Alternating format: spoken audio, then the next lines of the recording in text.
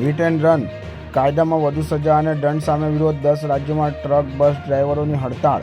ઘણી જગ્યાએ વાહન વ્યવહાર થંભી ગયો. પેટ્રોલ પંપ પર લાંબી કતારો લાગી.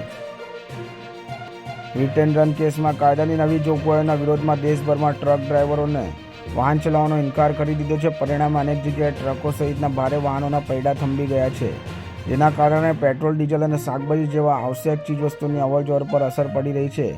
એમપી, રાજસ્થાન સહિત 10 રાજ્યોમાંથી પેટ્રોલ અને ડીઝલ પંપ ખાલી થઈ ગયા હોવાના અહેવાલ છે. અહીં લોકોની લાંબી કતારો જોવા મળી રહી છે. ફળો, શાકભાજી, દૂધ અને કૃષિ સામાનમાં પુરવઠાને અસર થઈ રહી છે. ઘણી જગ્યાએ વહીવટીતંત્ર પુરવઠો પહોંચાડવા માટે ટ્રાન્સપોર્ટરોનો સંપર્ક કરી રહ્યા છે. ઓલ ઇન્ડિયા ટ્રાન્સપોર્ટ કોંગ્રેસના અધ્યક્ષ અમૃતલાલ મદાને કહ્યું કે ટ્રાન્સપોર્ટરોએ હજુ સુધી હડતાળની જાહેરાત કરી નથી. મંગળવારે દિલ્હીમાં મળનારી બેઠકમાં આ અંગે નિર્ણય લેવામાં આવશે. હાલ તો વાહન ચાલકો જાતે જ વાહન છોડીને નીચે ઉતરી રહ્યા છે.